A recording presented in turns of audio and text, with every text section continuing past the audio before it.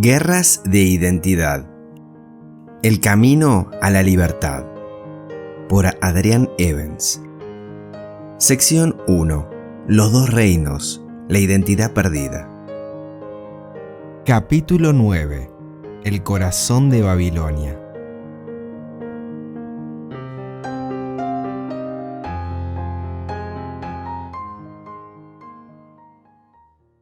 ¿Dónde nos equivocamos? El compungido lamento de un padre que luchaba por entender la realidad a la que ahora se enfrentaba. Tenemos una buena situación familiar y él sabe que le amamos, continúa diciendo el padre mientras busca desesperadamente alguna explicación de por qué su hijo acaba de ser hallado culpable de tráfico de drogas, robo y asesinato. Ese compungido lamento ha sido externado más veces de las que nos atrevemos a imaginarnos. Padres que viven con la vergüenza y la agonía de un hijo que ha caído en una vida de rebeldía y maldad. El origen de este compungido lamento puede hallarse en nuestros primeros padres y la tragedia de su primer hijo, Caín. Los padres sentirán el gozo que sintieron Adán y Eva cuando por primera vez tuvieron al pequeño Caín en sus brazos. El fruto de su amor ahora era suyo para tenerlo en sus brazos y disfrutar de él. Al acuñar en sus brazos a su nuevo y precioso pequeño, ella exclamó: «He adquirido varón, Jehová». Eva creía que Caín sería la prometida simiente mencionada en Génesis 3:15, que traería sanidad y bendición a todas las naciones. Oh, si tan solo eso fuera cierto. Porque la amarga ironía para Eva era que el legado de Caín traería miseria, destrucción y muerte a millones. Caín se convirtió en la cabeza de una clase de adoradores que conducen su experiencia espiritual bajo sus propias condiciones. Este grupo de personas compone la mayor parte de la población mundial, un grupo de personas que la Biblia llamaría más tarde Babilonia. En este capítulo seguiremos el rastro de ese espíritu motivador detrás de este grupo de personas y cómo le afecta a usted y me afecta a mí. Papito, ¿por qué tenemos que matar a ese pobre e inocente cordero? El sacrificio de un cordero estaba calculado para mantener delante de la familia humana la realidad de sus sentimientos naturales hacia Cristo y por consiguiente la necesidad de arrepentirse. Por lo tanto, revela el precio que Dios estaba dispuesto a pagar para que podamos ver nuestra condición y a través del llamado del Espíritu pedir perdón. Qué increíble regalo fue ofrecido por nuestra salvación. Era un ritual que apuntaba directamente a los sufrimientos de Cristo en el momento de la ofrenda. De igual manera, apuntaba hacia el futuro, a la esperanza de cuando Cristo vendría a la tierra a revelar al Padre. También apuntaba hacia la vergüenza del pasado de lo que la humanidad le ha hecho a Cristo desde la caída en Edén. Era un consolador recordatorio del asombroso amor de Dios y al mismo tiempo un doloroso recordatorio de la ingratitud y el egoísmo humanos. Participar en este servicio siempre generaría sentimientos encontrados. Mirar firmemente la cara del inocente cordero y contemplar su silenciosa agonía por fuerza subrayaba el precio del egoísmo y voluntad propia. Para todos los que contemplan el rostro del verdadero Cordero de Dios, la esperanza siempre estará mezclada con la agonía de alma, que viene al comprender lo que la naturaleza humana le hace a Cristo. La respuesta natural humana a la cruz es una de estas dos opciones: reescribir los orígenes humanos al negar que tal caída ocurrió en primer lugar, o colocar la demanda de la muerte sobre Dios como algo que Él requirió para satisfacer su ira contra el pecado. En la mayoría de los casos, la cruz es transformada de luz a tinieblas, o peor aún, representada como un símbolo de esperanza, mientras que en realidad se está presentando un símbolo de manipulación que causa repulsión. Después de muchos años de ver a sus padres sacrificar el cordero y ver sus lágrimas y su dolor junto con la esperanza, la paciencia y la confianza en la simiente venidera, Caín decidió que ya no podía soportar más la necesidad de humildad y arrepentimiento. Enfocándose en el fracaso humano que el cordero inmolado revela, Caín decidió no recordar el gran amor de Dios manifestado en un regalo como este. Para Caín, el cordero solo atizaba su inseguridad, parte de la primogenitura que había recibido de su padre, quien a su vez la había recibido de Satanás. Para Caín, el cordero solo le decía que era inaceptable para Dios en su propio derecho y que su conducta era desaprobada por él. Obviamente, Satanás estimuló a Caín a tomar la atrevida decisión de quitar de su culto el sacrificio del cordero y por lo tanto redefinir su relación hacia Dios al remover la necesidad de arrepentimiento con sus propias obras. La Biblia nos dice que Caín trajo al Señor una ofrenda de frutos. También se nos dice que Caín era un agricultor que producía alimentos como parte de su trabajo. La ofrenda de Caín era un símbolo de sus esfuerzos por ganarse el respeto de Dios, por medio de las obras de sus manos. Transformó su experiencia de culto de una de fe humilde a una de orgullosa exhibición, de una íntima relación de confianza a un aplacamiento contractual. Tal religión ignora el hecho de que no tenemos poder para negociar con Dios y no tenemos vida propia en la cual descansar y enfrentarnos a Dios bajo nuestros propios términos. Tristemente, Caín olvidó esto. Satanás le prometió libertad al liberarlo de la convicción de pecado mediante el cordero. Pero al quitar el cordero, la religión de Caín cambió de una religión de fe con el Dios verdadero a una serie de rituales basada en una representación, hechos a un Dios de su propia invención. En este cambio, Caín ingirió el veneno del árbol de Duracell, tomó un vuelo en el parapente de las obras, y aunque al principio experimentó un estimulante sentido de libertad, era solo cuestión de tiempo antes de que el parapente llegara a su límite y se estrellara. En el capítulo 5 examinamos algunas de las cicatrices emocionales causadas por la ruptura de las relaciones familiares. He aquí un resumen. Buscar aprobación constante, juzgarse a sí mismo demasiado severamente, reaccionar excesivamente a situaciones sobre las cuales no tiene control, es decir, ser a menudo muy controladores, tener problemas con las relaciones. Cuando Caín se alejó del plan diseñado por Dios para salvarle, se distanció de Dios. Su relación familiar se rompió completamente. Este distanciamiento alimentó las llamas de su inseguridad. El Espíritu de Dios ya no podía calmar sus temores, ni ayudarle a refutar las mentiras de Satanás. Este vacío solo aumentó, y el sentimiento de vergüenza se multiplicó. Como Satanás, Caín luchó en vano para reemplazar aquel sentido de su rota relación con Dios. Por mucho que trató, nunca podría quitar aquella profunda sensación de vacío hasta que regresara emocionalmente a Dios, su reino y su plan. Las turbulentas emociones de Caín pronto estallarían. Ocurrió en la hora señalada del sacrificio, cuando Caín y su hermano Abel vinieron a adorar a Dios.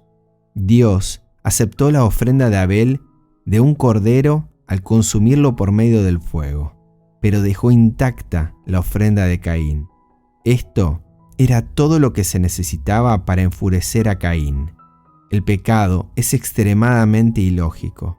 Caín no siguió las instrucciones y luego quedó horriblemente perturbado cuando no funcionó para él. Imagínese yendo a la tienda a comprar todos los ingredientes para hornear una hogaza de pan. Usted pregunta al encargado de la tienda cómo se hace y él le da una lista para que la lleve a casa. Todo va bien, hasta que usted huele la levadura y decide que el pan quedaría mejor sin ella. Pone el pan en el horno y poco después ve una muy plana hogaza de pan. Ahora bien, ¿tendría sentido arder en cólera e ir corriendo donde el encargado de la tienda y acusarlo por su fracaso como panadero? Difícilmente.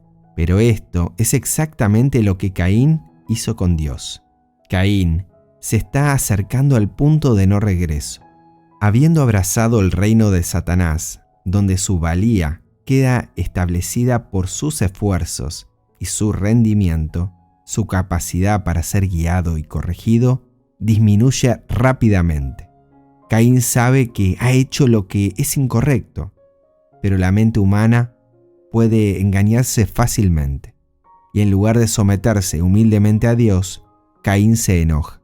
Amablemente, Dios trata de ayudarle y corregirle, y le señala el prometido regalo de su hijo, pero Caín no hace caso de la advertencia. Sus sentimientos de rebeldía aumentan, y el reino de la oscuridad casi ha completado su experimento humano más exitoso. A este punto, ya el corazón de Caín estaba completamente dominado por las fuerzas emocionales que Satanás desató en el cielo. Quiere la aprobación de Dios, pero bajo sus propias condiciones. El sentido de su falta de valor aumentó hasta el punto en que estaba listo para explotar. Está atrapado en la horrible situación de desear la aprobación de las potestades superiores para satisfacer su anhelo de aceptación y valía, y al mismo tiempo querer ignorar el hecho que le debe todo a Dios y que debía agradecer humildemente su amorosa provisión por medio del Cordero. Todavía ardiendo por haber sido humillado públicamente en frente de Abel, comenzó a argumentar con él.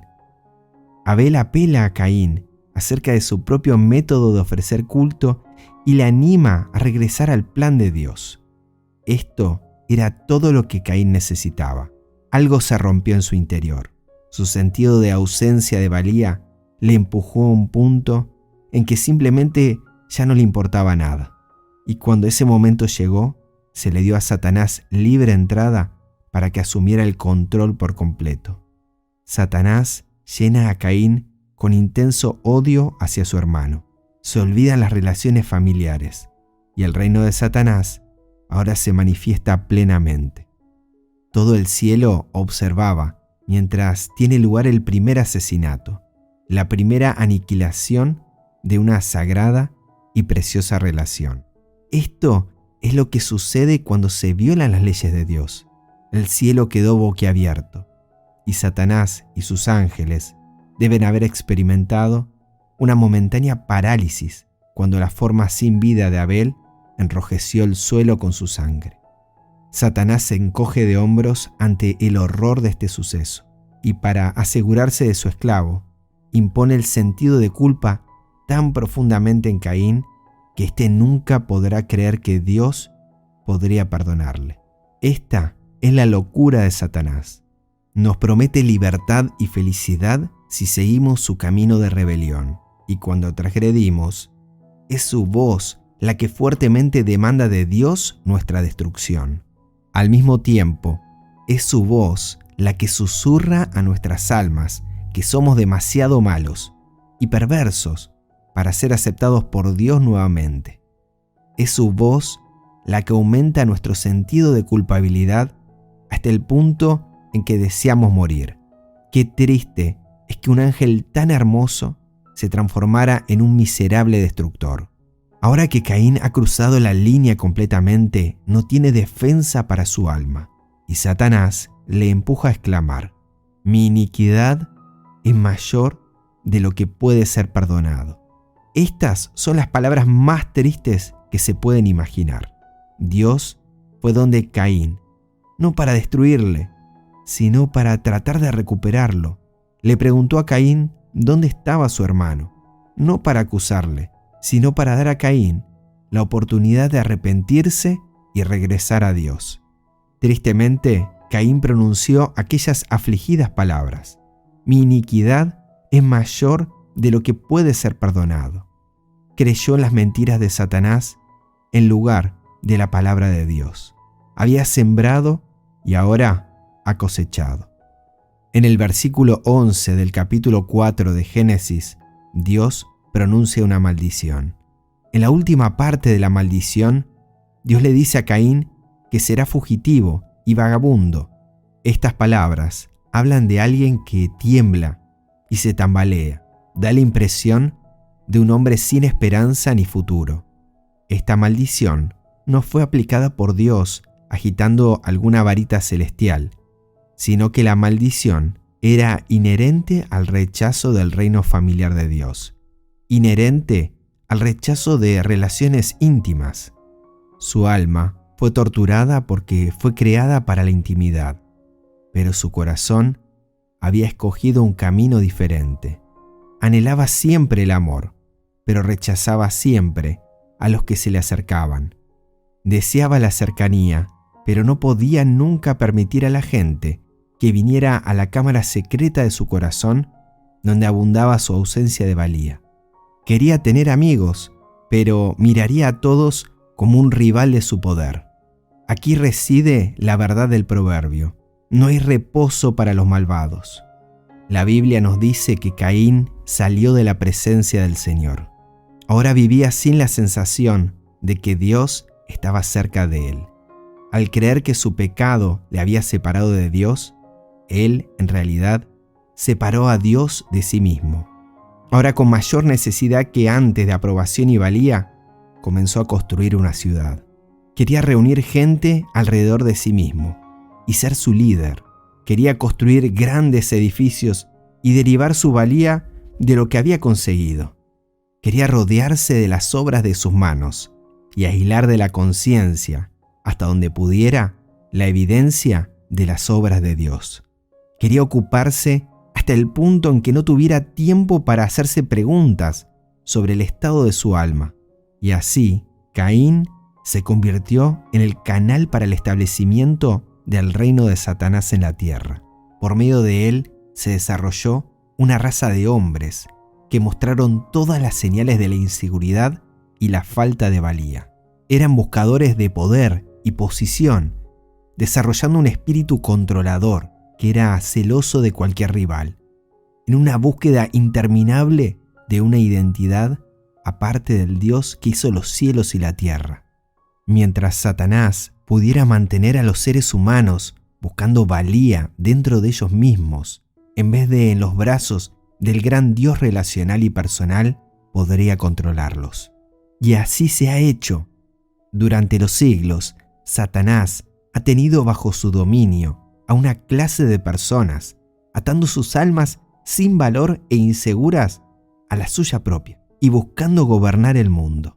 Hemos estudiado el corazón de Babilonia, un corazón torturado buscando identidad y valía por medio de lo que hace, buscando aprobación para sus hazañas e intentando manipular las circunstancias de modo que no sea amenazada. En el capítulo siguiente seguiremos el desarrollo de este corazón en la historia.